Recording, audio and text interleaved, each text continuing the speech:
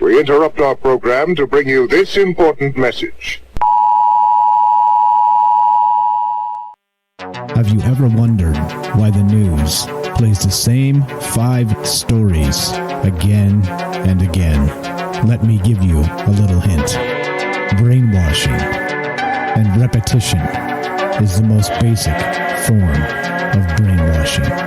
Join me as we look at the news cycle and talk about why the mainstream media is so gutless and afraid to report the truth.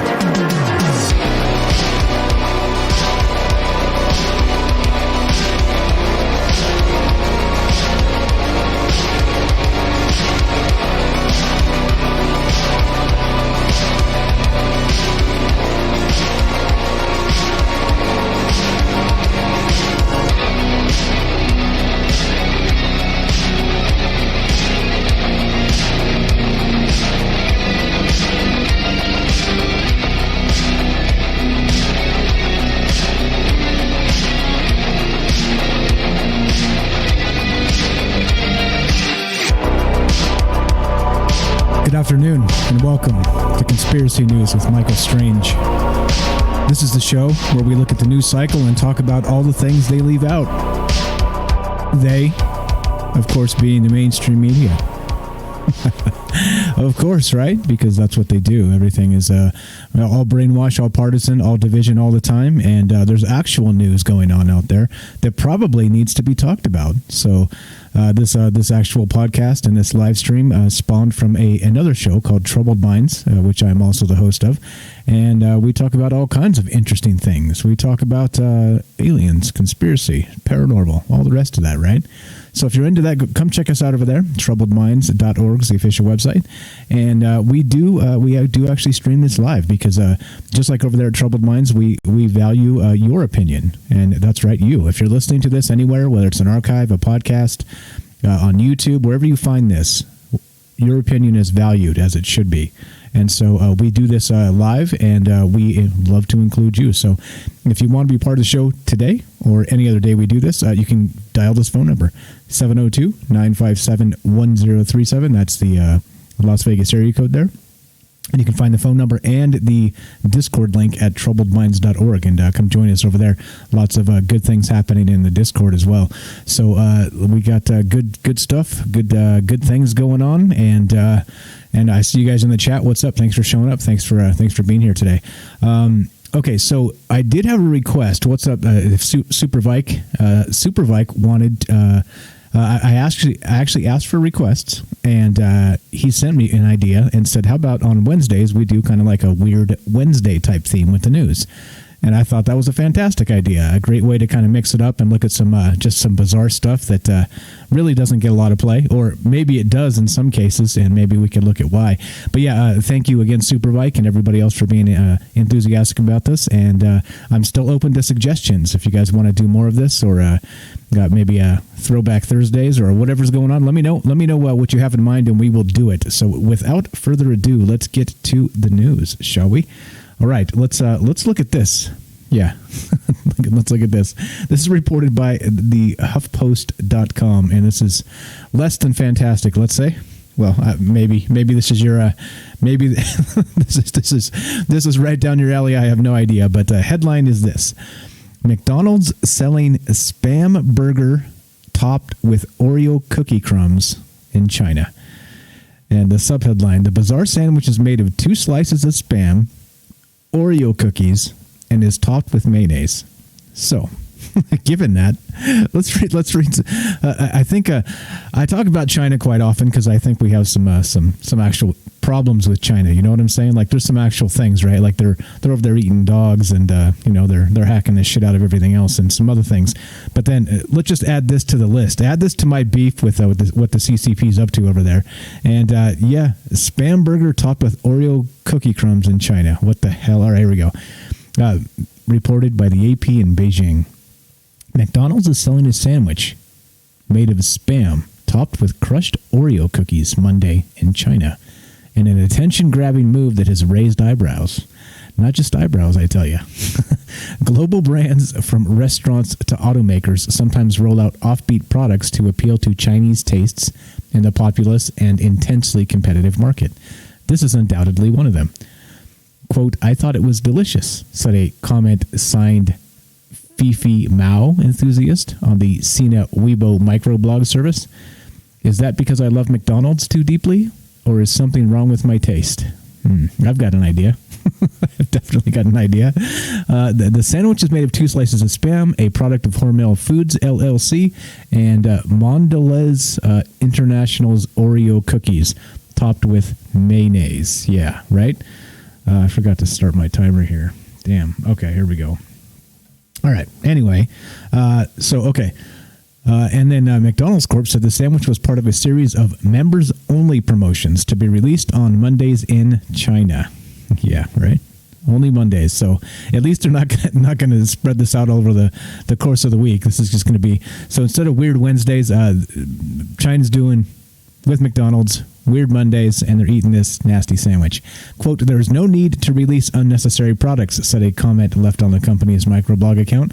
It received more than 2,000 likes. So even in China, which those people, unfortunately, are going to be hunted down, and something's going to happen to them.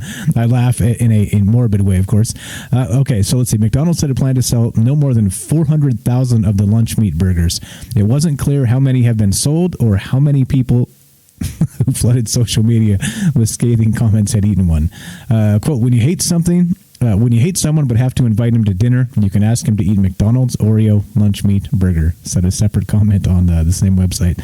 Sina Weibo. Yeah, okay. Yeah. This is real. This is real news. This is real stuff. And I'm not making this up. I got sources. I've always got sources. It sounds disgusting to me. If this comes to a McDonald's near me, I'm not going to run out and try it because, yeah. All right, here we go. Now, this is pretty good. This is another weird one. Keep it in theme with Weird Wednesday, which is what we're doing here on Conspiracy News with Michael Strange. Check this out. Reported by the sfgate.com, San Francisco, of course. Parents lose lawsuit over destruction of son's porn stash. All right, not like a porn mustache, not like that kind of porn stash, a different porn stash. All right, like an actual cache of pornography of sorts. Let's see. Grand Haven, Michigan. A man who sued his parents for getting rid of his pornography collection has won a lawsuit in western Michigan and can seek compensations. U.S. District Judge Paul Maloney ruled in favor of David Working. Yeah, Working, who said his parents had no right to throw out his collection. He lived at their Grand Haven home for 10 months after a divorce before moving to Muncie, Indiana. Working said boxes of films and magazines worth an estimated $29,000 were missing. Yeah, that's right. $29,000 in porn. Holy smokes. There's no question that the destroyed property was David's property, Maloney said Monday. Defendants repeatedly admitted that they destroyed the property. Working's parents said that they had a right to act as his landlords. Quote, defendants do not cite to any statute or case law to support their assertion that landlords can destroy property that they dislike, the judge said. Well, there we go. Maloney told both sides to file briefs and on the financial value of the collection. The court does not intend to hold an evidentiary hearing, he said. So there we go. So in case, what's like the old Beastie Boys song, right? Your mom threw out your best porno mag. Well, now you can sue her in court and probably get damages. So, yeah, 20. Okay, so I saw the headline. I was like, this probably won't qualify. And then I scanned it real quick. I was like, $29,000. Holy shit, that's a lot of porn. Yeah. Okay. Anyway, welcome to Conspiracy News with Michael Strange and whatever the hell's going on here. All right, let's keep moving. What is up with this page? We got a dead page here. All right, this is reported by Fox News. Let's keep on moving. They want me to. All right, let's allow their ads, which is, of course, going to be some crappy autoplay, I'm sure. Let's see. Hold on, just one moment. Reported by Fox News. Now, this is pretty good. This definitely qualifies as weird, and let's even call it. We'll call it in the Christmas spirit. Let's say, paragliding Santa in California rescued after getting entangled in power lines. Yeah, this Santa will stick to his reindeer and sleigh come Christmas, is the subheadline. Ha, these guys are absolutely hilarious. A California man who dressed up as jolly old Saint Nick and took to the skies above Sacramento with his paraglider to spread Christmas cheer had to be rescued Sunday after becoming entangled in power lines. The man was using a hyperlight in Rio Linda. That's the name of the flying device, the hyperlight, in Rio Linda when he flew too low and hit the power lines around 11 a.m., Metro Fire of Sacramento said. And yes, the department released video of the rescue showing the man dressed as Santa in the pilot seat of the fan-powered aircraft as it dangles above the street. Firefighters used a fire truck ladder to reach the man and bring him down safely just after 1 p.m. Quote, we are happy to report #Santa is uninjured and will be ready for #Christmas next week, but perhaps with a new sleigh, the department wrote. Yeah, well, even the fire departments are hashtagging Santa these days. Crystal Kennedy, the man's friend, told KOVR-TV that he was trying to spread Christmas cheer to children in the area. Quote, he was just flying over here to drop off some candy canes for the kids, she said. And that's when he experienced engine problems. I guess it happens to the best of us. I guess it happens to the best of us. Okay, all right. Well, whatever. Whatever's going on with this, whatever's going on with this.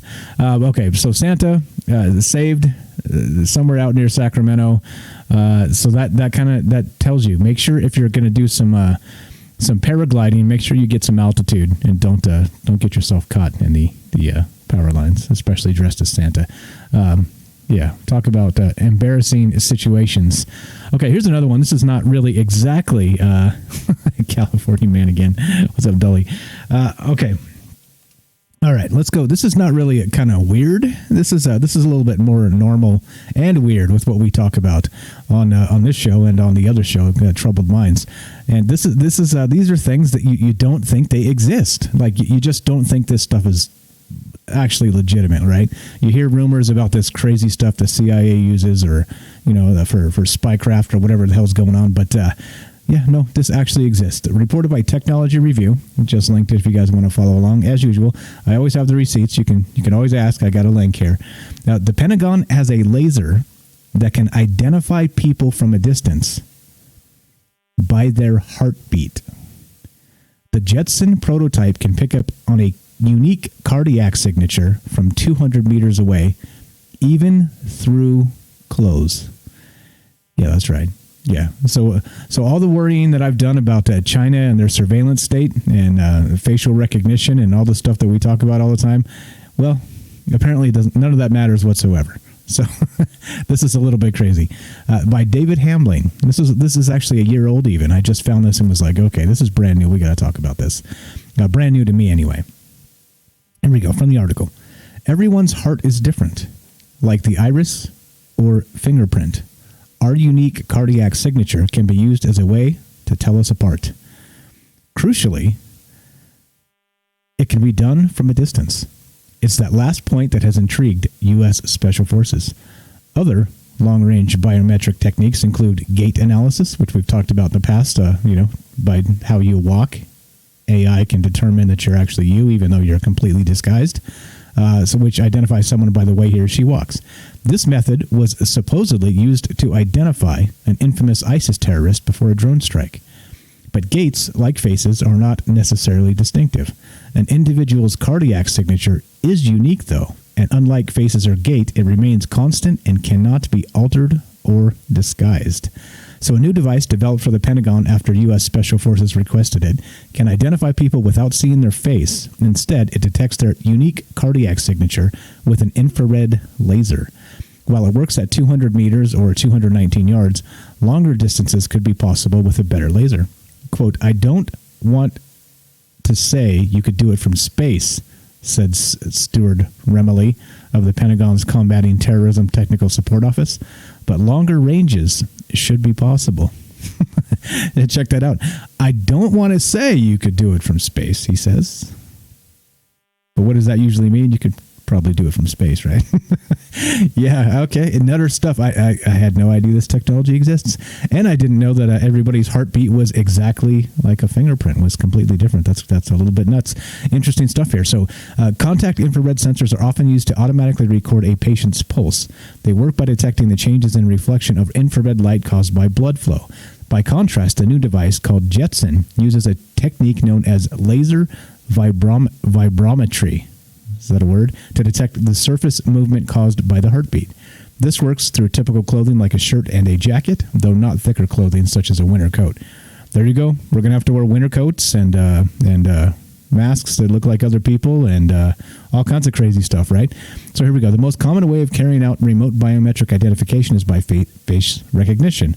But this needs good frontal view of the face, which can be hard to obtain, especially from a drone. Oh, from a drone, I see. Face recognition may also be confused by beards, sunglasses, and headscarves. Cardiac signatures are already used for security identification. The Canadian company NIME has developed a wrist-worn pulse sensor as an alternative to fingerprint identification. The technology has been trialed by the Halifax Building Society in the United Kingdom. Yeah, wow, right? Did any of you know this exists? Yeah, Supervike says, I'm sure they only use their powers for good. Exactly right. This is new to me. I didn't realize this was a thing. So apparently we don't have facial recognition to worry about at all whatsoever. It's not a thing because this is much worse than yeah. Whoa. Yeah, exactly. Dolly What's Up says it's like saying, I'm not saying it's aliens, but it's aliens. Exactly right. It can't be done from space, I promise. Wink, wink.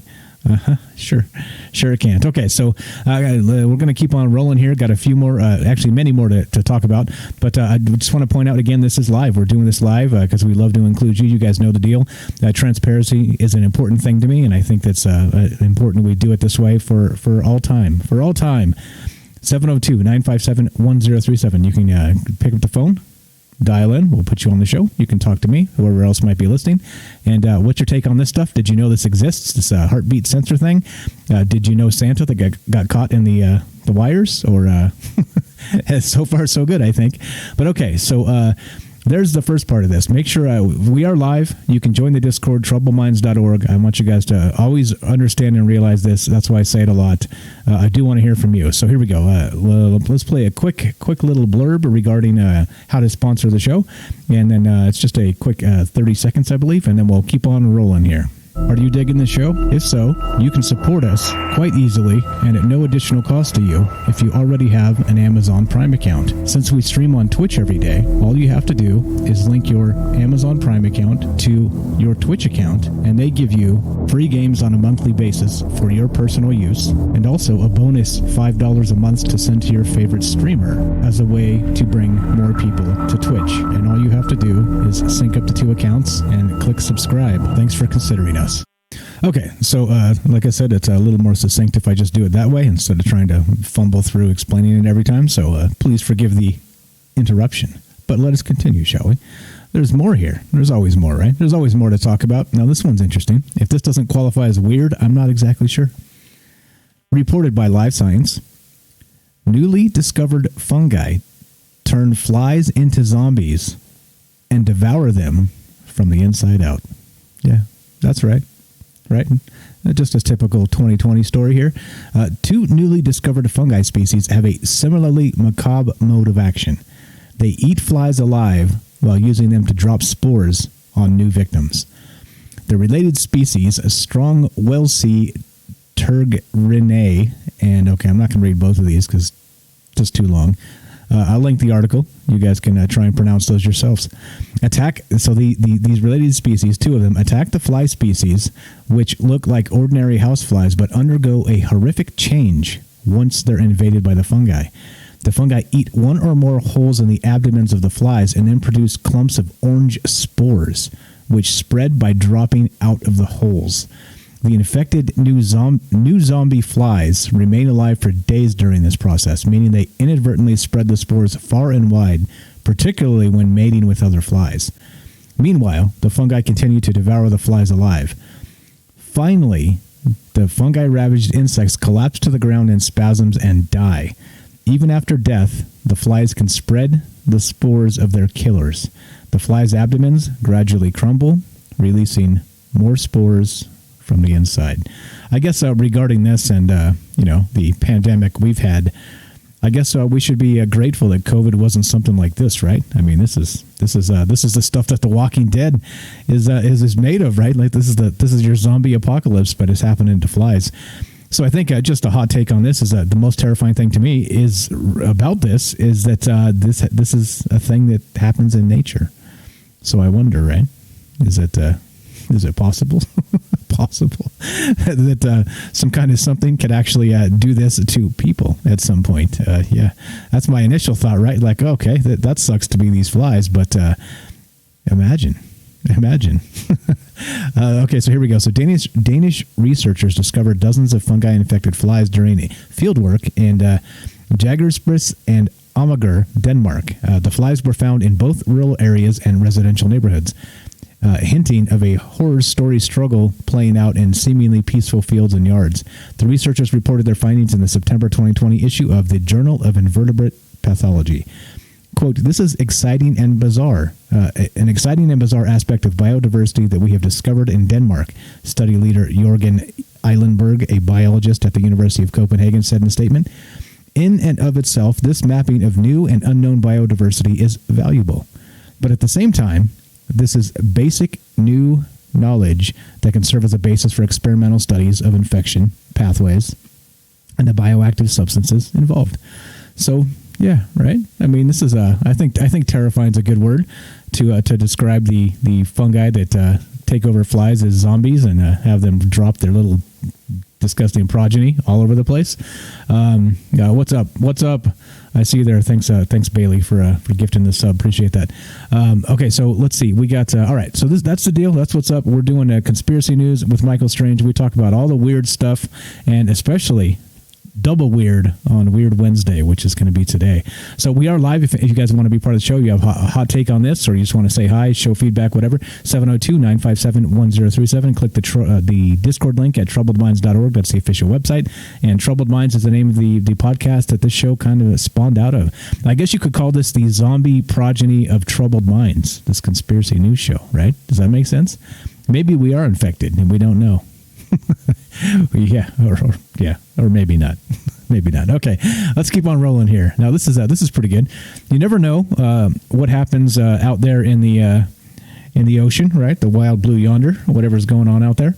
But I think you should probably keep an eye on the water, just in case. Reported by CBSNews.com. Cocaine-laden ghost boat washes up in the Marshall Islands. Yeah. Right? You never know where you're going to get a big score. Marshall Islands police have found the Pacific nation's largest ever haul of cocaine in an abandoned boat that washed up on a remote atoll after drifting on the high seas, potentially for years. Attorney General Richard Hickson said the 18-foot fiberglass vessel was found in Iluk Atoll last week with 1,430 pounds of cocaine hidden in a compartment beneath the deck. Hickson said the vessel most likely drifted across the Pacific from Central or South America. It could have been drifting for a year or two, he said. Police said the drugs, which were in 1 kilogram packages, or about 2.2 pounds, marked with the letters KW, were incinerated on Tuesday, aside from 2 packs that will be given to the U.S. Drug Enforcement Agency for analysis. Wink, wink. Analysis, right?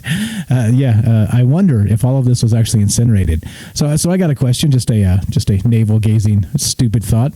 If you're out there, just kind of sailing in whatever waterway is near you, and you come across an empty boat with a bunch of cocaine in it, is that kind of like winning the lottery, or or is it something else entirely? I don't know. Is that lucky or is that unlucky? I guess that's kind of the question, right? That's really the question here.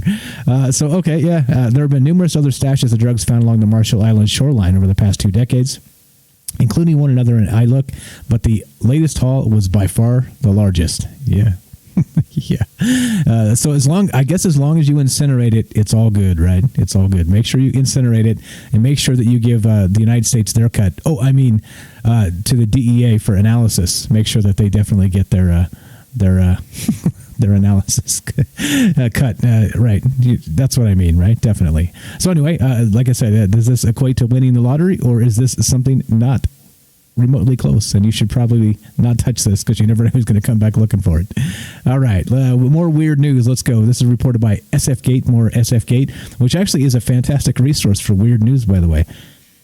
I was a little bit shocked that they have such a bunch of really weird shit. So here's another weird one. This is from the sfgate.com. Illegal winery busted at Alabama town's sewage plant. Yeah, you read that right.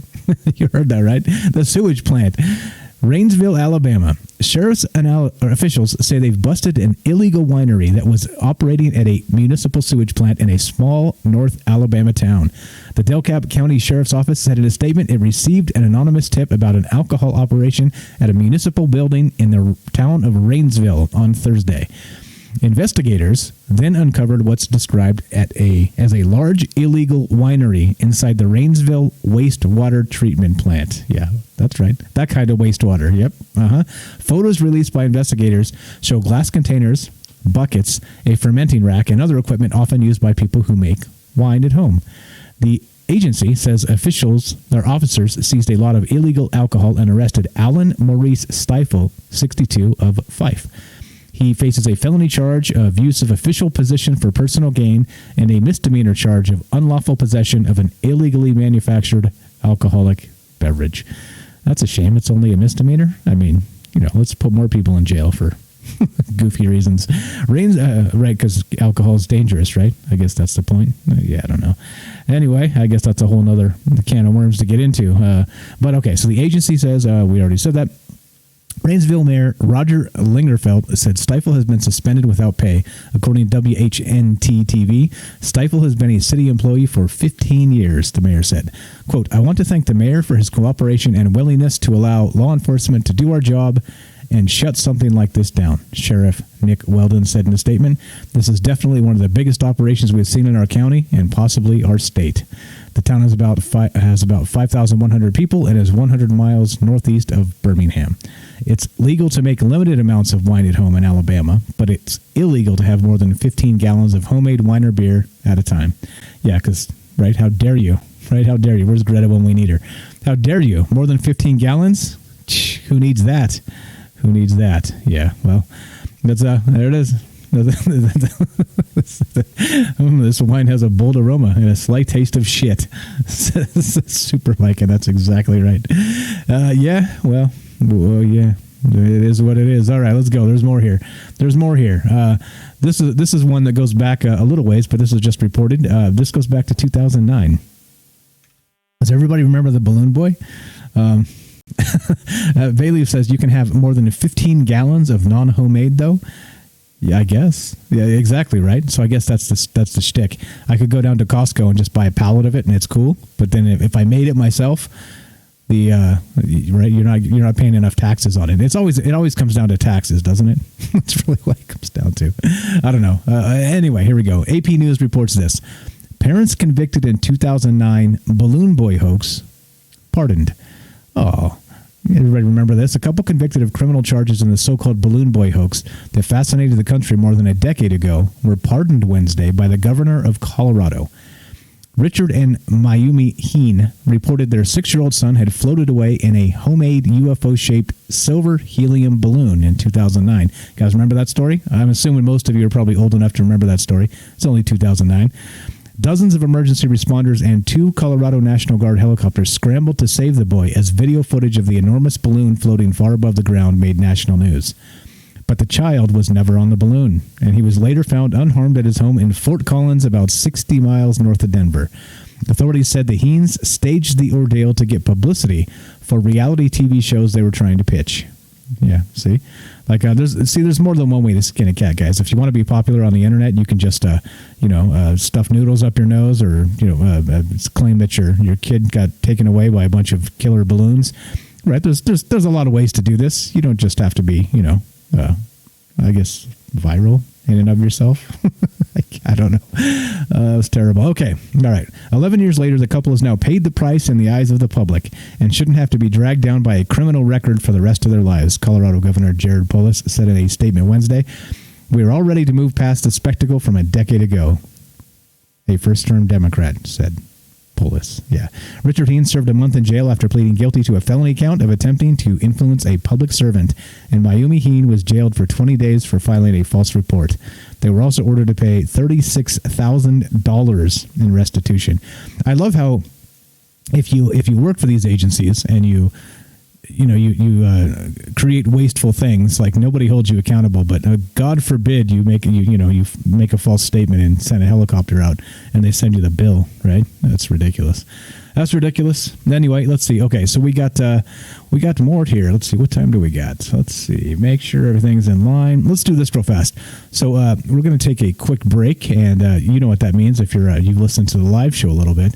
So you're listening to Conspiracy News with Michael Strange. We're going to take a quick break, and we will be right back.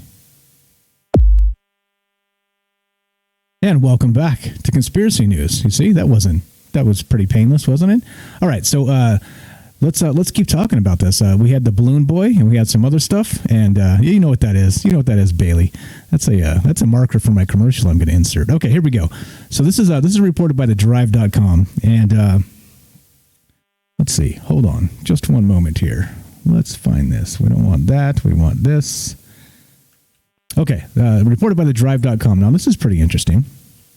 We talked about that jetpack, right? Like we've kind of been watching this. There seems to be like a jetpack that keeps, like a dude in a jetpack, something like this. It keeps like flying around near planes, right?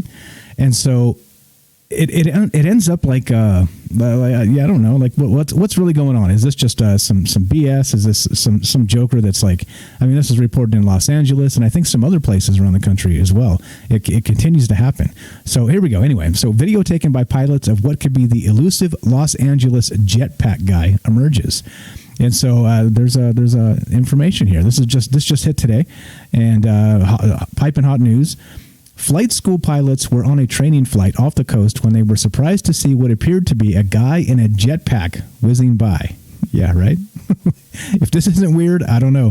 If you guys know where to get a sweet jetpack like this, I want one. I totally want one. So here we go. When it comes to weird stories that keep getting weirder, the elusive jetpack guy of Los Angeles pretty much takes the cake.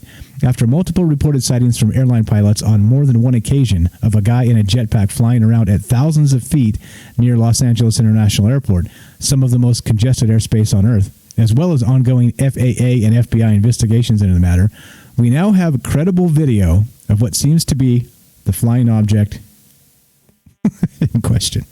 The footage doesn't come to us from some random Reddit board or YouTube channel either.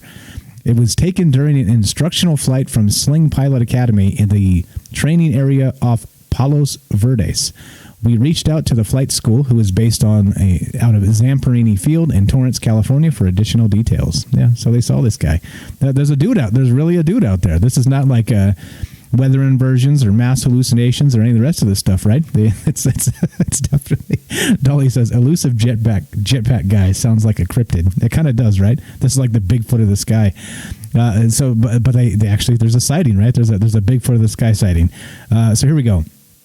One of the pilots involved in the bizarre incident told the War Zone that they were flying along their route in a practice area between Palos Verdes and Catalina Islands when they caught what appeared to be at least resemble a guy in a jetpack flying towards them in the opposite direction at about 3,000 feet.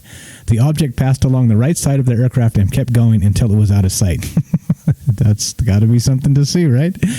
We can play a little bit of this. Actually, I'm not going to play it. You guys can.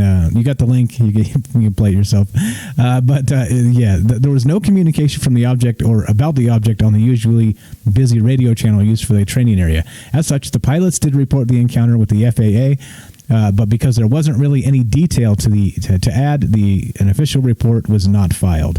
They were able to grab this video. There's the video right there. Actually, let's see. Can we do that? I knew that was going to happen. It was going to be hella loud. Okay, all right. So here we go. A guy flying out over an ocean in a jetpack at 3,000 feet, especially one without any lifting surfaces, is a puzzling proposition to say the least. Jetpacks that do exist have very short ranges and are not equipped to be flying in dense airspace, especially thousands of feet in the air. It is possible that this is some sort of drone dressed up to look like a guy in a jetpack, as seen in the video below, which is interesting, right? Interesting thought. because I hadn't. I was under the same thoughts here when we see these things and flying thousands of feet in the air. All the rest of this, like, is this real? Like, is there really a dude out there just kind of trolling planes and stuff? Yeah, I don't know. So anyway, the question becomes, why would someone be doing this? What could possibly be worth the risk? Also, it's not like executing such a feat would be cheap or a simple operation. In this case, the craft wasn't even flying over a populated area. It was out to sea where there are far fewer eyes to even recognize it. So is this, again, more disinformation? Is this more government shenanigans that they're testing on civilian aircraft? I have no idea. But this is pretty cool. The actual flight drone that looks like a person. Pretty cool stuff. The RC Flying Man in a 1-to-1 scale here. So you could make it look like there was a dude in a jetpack, that it could actually be a drone, and that way it would be actually safe, right? I guess so, or something like that. So okay, let's keep moving. Let's keep talking. Weird news and Weird Wednesday. Welcome to the end of 2020. December 23rd is the day, and a couple days from Christmas. Happy holidays to everybody out there. We're live, by the way. If you want to be part of the show, you got comments on this. If you're the jetpack person out there that's flying around, I want to hear from you. 702-957-1037. TroubledMinds.org is the official website. Phone number's there. Discord link is there. Join the Discord if you have not. Good people there sharing good information, and let's keep on moving. Let's do this. All right, what's next? What do we got next? Come on, there's got to be something good here, right? All right, here we go. So, speaking of, remember that heartbeat thing we talked about a little bit earlier? Check this out. This is how we imagine how we're going to have to do all the things that we do, right, just to avoid the surveillance state. Here's one. Reported by Reuters. Wearing someone else's face. Hyper-realistic masks to go on sale in Japan. A year into the coronavirus epidemic, a Japanese retailer has come up with a new take on the theme of facial camouflage. A hyper-realistic mask that models a stranger's face in 3 dimensions. Shuhei Okawara's awful masks won't protect you or others against the virus, but they will lend you the exact appearance of an unidentified Japanese adult whose features have been printed onto them. Mask shops in Venice probably do not buy or sell faces, but that is something that's likely to happen in fantasy stories, Okawara told Reuters. I thought it would be fun to actually do that. And if you look at the photograph here, we have a mask of somebody else. There you go. Throw off your facial recognition software just by wearing this, and yeah. How creepy is that? You just put it over your face, and bam, you're somebody else. Like, anybody seen Game of Thrones? Superfix says, I need a Nicolas Cage mask, right? Wouldn't that be hilarious? Kind of like Star Wars, the Clone Wars. Like, they print one face and everybody's wearing like the same face. It's like the Guy Fawkes or whatever that movie is. Crazy stuff here. So, okay, the masks will go on sale early next year for 98,000 yen, or $950 a piece. What the hell, at this Tokyo shop, Kamenya Omote, whose products are popular as accessories for parties and theatrical performance. Okawara chose his model, whom he paid 40,000 yen from more than 100 applicants who sent him their photos when he launched the project in October. An artisan then reworked the winning image created on a 3D printer. Initial inquiries suggest demand for the masks will be strong, Okawara said. As is often the case with the customers of my shop, there are not so many people who buy face masks for specific purposes. Most see them as art pieces. just like we couldn't zap you with the heartbeat laser from space, right? He plans to gradually add new faces, including some from overseas, to the lineup. So, yeah, well, I don't know. Would you guys wear one of these? I think maybe this is where we're headed, right? This is the new COVID mask. So you got to just put some air filters on there and make it look like you're, I don't know, Darth Vader or something. But pretty good stuff. This is again the world we live in, and the way this works. V for Vendetta. That's what I was looking for. Okay, so let's keep on moving here. We got some other weird stories. This is from unexplainedmysteries.com, and definitely good stuff. Definitely good stories. Definitely worth talking about. Woman marries a briefcase named Gideon. Yeah, right? Here we go. Rain Gordon, who works as a nursery school teacher, first became infatuated with inanimate objects at a young age when she fell in love with a new shopping center that had opened nearby. She has since fallen in love with and married a metal briefcase she has named Gideon. Quote, "The sight of Gideon makes my heart skip a beat," she told Caters as part of an effort to explain her feelings and to tackle some of the stigma involved in the idea of loving objects rather than people. "I am madly in love with silver, mirror reflections, and metal. People don't understand my feeling. I've been told I'm sick and to seek treatment. I don't let it offend me anymore." And is that not the most 2020 thing you've ever heard? "I had no idea that we would end up together. I admired how he looked, but I didn't think anything more. But then I started liking Gideon. More than that, I slowly realized I was starting to fall in love." According to Gordon, she did have a previous relationship with a human man, but they broke up after 2 years. "When faced with the choice between him and Gideon, I chose Gideon without any hesitation," she said. "I always have and always will choose him. For me, objects, although I don't really like using that word, really are better than people." This poor lady needs a hug. Yeah, there's a photograph of her with her sexy briefcase Gideon after purchasing him at a hardware store. Yeah. 2020. Would you? I think. How do you know it's named Gideon? Right? I think there's a problem here. I mean, like you can name it anything you want, right? Right? Oh boy. What's up? Astral Travel says cyborg. Yeah, that could be right. This is where we're headed. This again. I think this poor lady needs a hug, and maybe she needs a dog. Dogs are better than people. Objects are not better than people. I'm sorry. I'm going to have to disagree with her. Sorry. Okay, here we go. All right. Well, the good news is we got some more good news. So not just that. Here we go. This is reported by NPR.org, which actually I think it just got a ton of money from the government, didn't they? In the COVID bailout. So, well, at least we'll get great stories like this in the future. According to NPR, quote, "I vaccinated Santa Claus," Fauci tells kids. Yeah, all right. So kids want to know, is it safe for Santa to stop by this year? "Will Santa still be able to visit me in coronavirus season?" asked 6-year-old Paxton from Geneva, Illinois during his CNN Sesame Street town hall Saturday. "What if he can't go to anyone's house or near his reindeer?" Luckily for children everywhere, the nation's top infectious disease specialist is on the case. Actually, let's just watch the video. This is fantastic. It's only a minute long or a minute and a half long, something like that. But let's see what Anthony Fauci had to say to these children who are concerned that Santa Claus will not be able to come bring presents this year because of COVID. Okay, you can play any second now, you crappy video. Come on. What the hell? All right, maybe I have to... Look at that buffering. Are we still streaming? Are we offline? Oh boy. All right, let's refresh this, I guess. Really? This crappy NPR website and the Twitter video won't even play? Right, and Elmo's back for something else that I think is on a lot of kids' minds. Elmo's friend has a question about Santa Claus. How did Santa get the vaccine? And is it safe for him to go in the house? How can Santa Claus safely give out presents with COVID-19 spreading everywhere? How can he do it? Will Santa still be able to visit me in coronavirus season? What if he can't go to anyone's house or near his reindeer?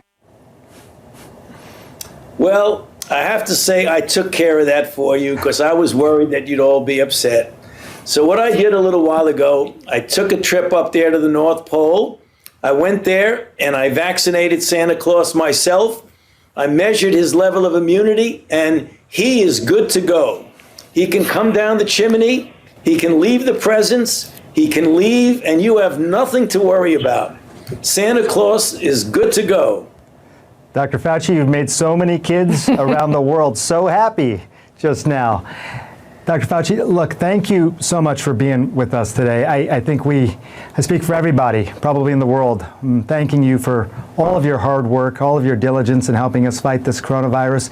We wish you a happy, healthy holiday, and I might add, a happy 80th birthday on Christmas Eve as well, sir. Thank you so much. Thank you very much, Sanjay. Thank you, Eric. It's great to be with you. Thank you for having me. Okay, there it is, right from the horse's mouth, or the Fauci's mouth, as the case may be. That he said he went to the North Pole himself, and he gave Santa the vaccine and tested his immunity levels, and he was pretty much good to go. Good to go. This is the chat's on fire today.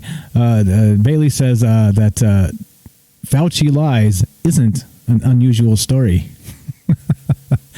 Let's see. Dolly says Santa can't visit right now. He is stuck up in the wires, kids. Yep, right. At least he's been inoculated. Where's his Nazi papers so he can come down the chimney? That's what I want to know. Yeah. So right. Weird, maybe, but I guess the illusion has to steep into the fairy tales as well, right? The illusion is real, or the illusion is not real. Oh boy. Okay. All right. Let's keep on going here. Yeah, exactly. Hoffman Frozen says how proud they look about their lie. Yes, they do. Yes, they do. Okay. Let's keep on trucking. This one's pretty cool. Great at lying. Yes, they are fantastic liars. Okay, here we go. Let's go to this. This is I guess reported, you could say. MysteriousUniverse.org is the website it comes off of, and this is neat stuff. Paul Seaburn wrote this, and this is December 24th. We're time traveling because it's still the 23rd here, but we'll take it. Bad news, wise men. Frankincense may be extinct soon. So the convergence of Jupiter and Saturn in the night sky on December 21st, an event which hasn't occurred in 800 years, has many likening it to the Christmas star of biblical lore, which is said to lead three wise men to the site of the Nativity.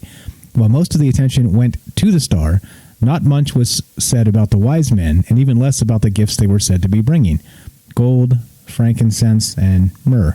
One question that gets asked by kids every Christmas after when is Santa coming is where are the myrrh and frankincense? Of course not. Myrrh was a rare gum used for healing and anointing, and frankincense was a valuable ceremonial incense. If these men were truly wise, they would have kept some of that frankincense for themselves, because the plant it is extracted from is nearing extinction. Will future wise men be forced to bear gold, myrrh, and Bitcoin? Ha. Too funny. So highly sought after for its religious, medicinal, and household purposes, it is one of the oldest traded commodities in the world, spanning at least 5,000 years.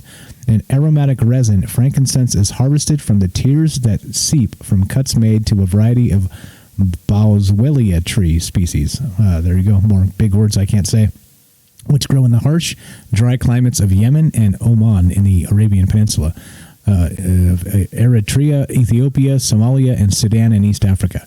So yeah, pretty interesting stuff. I didn't know this. Frankincense, of course. If you ever played those old games where you have to make your own potions and spells and things, you'd have to use frankincense, right? And some of these things, and that's how we learn everything, right? We learn everything from the video games, and that's how I know what this is. But I thought it curious that it may be extinct soon. So get your frankincense now, before it runs out. Exclusive, worldwide exclusive, before it goes extinct. So apparently it's used as a you light it on fire, right? And you set it on fire, and it gives you a nice pleasant scent. If anybody uses this, let me know. I'm curious if you can find it easily anymore. I guess that's what. There you go. Better hide my stash. Exactly. Okay. So this is live. If you guys have comments on this or anything else, 702-957-1037. This is Conspiracy News with Michael Strange. This is the offshoot, the zombie offspring of Troubled Minds Radio, which is a paranormal, alien, and conspiracy podcast. And this is a little more tame. This is the one. This is a podcast without the beer. Let's call this. And so troubledminds.org. Phone number's there. Discord link is there. Come say hi. Come join us if you have not. So there we go. Yeah, that sucks. I agree. Okay. What else do we got? What else? There's more here. There is more here. And let's play this real fast. If you'd like to support the show, you can do this this way as well. And then last segment, we got a few more. We'll finish this up. Are you digging the show? If so, you can support us quite easily and at no additional cost to you if you already have an Amazon Prime account. Since we stream on Twitch every day, all you have to do is link your Amazon Prime account to your Twitch account, and they give you free games on a monthly basis for your personal use, and also a bonus $5 a month to send to your favorite streamer as a way to bring more people to Twitch. And all you have to do is sync up the two accounts and click subscribe. Thanks for considering us. Okay, there we go. So here's another one. This is reported by the AP News, and this is if this isn't a conspiracy at conspiracy's finest, or let's say least fine, well, I don't know what to tell you. Wisconsin dentist accused of breaking teeth in fraud scheme. Yeah, that's right. A Wisconsin dentist is accused of damaging his patient's teeth so that he could bill insurance companies for crown procedures. Scott Charmoli, 60, of Grafton, was charged Tuesday in federal court with 8 counts of healthcare fraud and 2 counts of false statements. If convicted, he faces a maximum sentence of 20 years in prison and a $250,000 fine. Charmoli is accused of falsely telling patients that they needed crowns and then using his drill to break off parts of their teeth during the procedure. Charmoli submitted x-rays and photographs of the chipped teeth to insurance companies to obtain coverage for the crowns, the indictment says. Yeah. How sick is that? How sick is that? Like, have you guys ever been to a dentist where you were a little suspicious about what was really going on? I had one. I had one. And it was crazy. I was like, what is going on with this? Like, everything's fine. And then you go to this new dentist and suddenly there's like a ton of problems, right? Like, what the hell is all that? So, yeah, this stuff exists. You can't trust anybody these days. And like I say, conspiracy at its least fine. This is awful. But, yeah. Whatevs. Let's keep on rolling here. Let's see. Anything worth looking at in this article? No. Negative. All right, let's go. This one is, again, reported by SF Gate again. And this one's pretty good. Again, this is such a 2020 story. Turkey that had online fans but real life haters is killed. Like a turkey. Like the bird. The turkey. Yeah, right. Okay, here we go. Let's read some of this. Somerville, Massachusetts.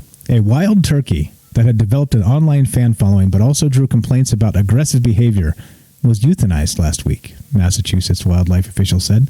The turkey had become a fixture in a Somerville neighborhood known by some adorers as Pat Cluck or Mayor Turkatone, the Boston Globe reported. An Instagram account created for the turkey described it as a classic wild turkey who enjoys kindness, not being honked at, and bringing joy to humans. Oh, isn't that adorable? The account attracted more than 1,700 followers since its first post in July. They're doing better than us. They're doing better. There you go. I guess I should just put feathers on and call myself a turkey. But the bird also had a long history of aggressive behavior, said David Scarpitti, a wildlife biologist and turkey expert with the state's Division of Fisheries and Wildlife. The turkey was known to attack patients and workers at a nearby medical facility, Scarpitti said. Wildlife officials had urged local residents to stop feeding the bird, which can encourage aggressive behavior. But neighbors kept feeding the turkey, and the behavior continued, leading to the decision to capture and euthanize it, Scarpitti said. He called it unfortunate, but blamed those who kept feeding the turkey. Fans took to social media to mourn news of the bird's death, and some in the neighborhood offered tribute by gobbling from their front steps Sunday evening. Let's have a moment of silence for a good friend, Mayor Turkatone.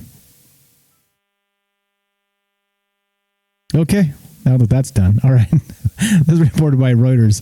Now this is good. This is fantastic. This is a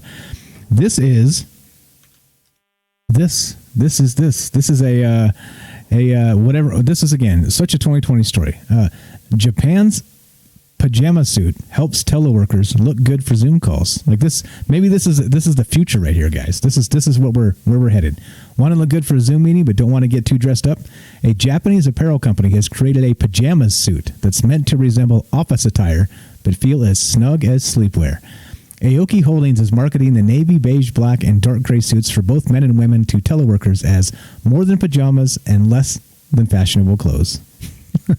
So the suit separates. The jackets are knit cardigans and can be mixed and matched with elastic waistbands designed for sitting for long periods. All items in the collection cost about $48 each in Aoki's online store. The pajama suit highlights the ways clothing makers are trying to adapt as they struggle to sell business suits with the COVID-19 pandemic, keeping office workers at home. Aoki warned it will book billions of yen in losses this year. Well, there you go. There you go. Where's the picture of this? Oh, come on. It's in the damn video. It's in the damn video. But the autoplay screwed us again, and we got Donald Trump in the video. All right, here we go. Here's what this thing looks like. So make it full screen so you guys can check it out. All right, so this is 2020, right? This is your pajama business attire to look good in the Zoom meetings. What do you think? You're gonna run out and buy one right away? Yeah, me neither. Me neither. All right, let's go back to unexplained mysteries. This is pretty good stuff. Let's see where are we at time wise. All right, we're good. I think we're good. Totally good. Okay, this one's interesting. This is a little bit more weird and more in line with the stuff we talk about with conspiracy and troubled minds and things. Creature blamed for mystery bridge deaths. And this was the end of November, actually. So this is very recent. A prophet is investigating a series of deaths attributed to a mysterious creature at a bridge in Zimbabwe. The anomalous deaths, which have all occurred near a bridge near the Mitsabezi River in Guangdong town, began all the way back in the 1970s when a number of male school pupils drowned in the river while collecting water. According to the stories, the victims would report seeing a fish in the water before drowning. The survivors would then return to school to tell their teachers what had happened. Prophet Meluli Moyo of the Zion the church in Central Africa, more big words, who was attributed to solving similar mysteries, has now been tasked with investigating the deaths. It still remains unclear exactly how the drowning occurs because the river is so shallow and the victims had stayed at the river's edge. Some of those who drowned were reportedly gold panners who had been there to bathe, and others had simply been there to collect water. Some suspect that a creature, such as a mermaid, might be grabbing or luring them into the river. I don't know. This is inspiring the next Troubled Mind show, I think. Quote, now it's suspected that this creature is now targeting men that will be bathing at the river, said Moyo. Each time someone drowns on the river, there are usually a series of funerals which follow, which are recorded in the town. It's like the drowning incident would have sparked or ignited some evil spirit which hovers around the town. According to Pastor Michael Nidevo, 3 people have already died in the river this year. We have to go through the correct procedures and inform the relevant authorities, he said. So far, however, an explanation to the mystery has yet to be found. Yeah, that's a little bit frightening if you ask me. But this is the type of stuff we talk about. This is fantastic. Creatures, critters, spirits, ghosts, and the rest of this. And this has been the first Weird Wednesday. Astral Travel says a giant catfish meal. Yeah. Bailey says they're called sirens. That's weird. There's a theory about mermaids that sing and people come to them in the ocean. Exactly right. Like I said, kind of inspiring the next show here, right? The next Troubled Mind show to talk about mermaids and sirens and the rest of this. All right, so we're about to finish this up. If you guys have comments, we do this live, 702-957-1037, troubledminds.org, the official website. Click the Discord link. Come join us over there if you have not yet. And that's that. That's what we're at. That's the show. That's what we're going to do. A couple more minutes. We're going to say thank you to the folks who have actually subscribe to the channel and have been funding us. I know we actually have a store as well at Troubled Minds. I hadn't looked at it in a while, but I guess people are buying merchandise as well. So thank you to everybody that's out there supporting the show in all the ways you can. I appreciate it a lot. Just being here, hanging out, and commenting in the chat and calling into the shows and all the stuff that you guys do is fantastic. So I appreciate it a lot. And let's go to the thank you, the thank you crawl for this week as we finish our first Weird Wednesday. Was that weird enough? Was that weird enough for you? Or do you guys want more weird than that? I don't know. I kind of thought it was a little bit weird today. I kind of thought so. I thought the news today was a little bit bizarre. So yeah, that's good. Good anyway, I think. All right, let's see. Let's go and do this. Let's see. Let's grab this real fast. I have a note. A note where I have all the names written down to say thank you to. So let's say thank you to these folks as we these are all the folks who have supported the show so far.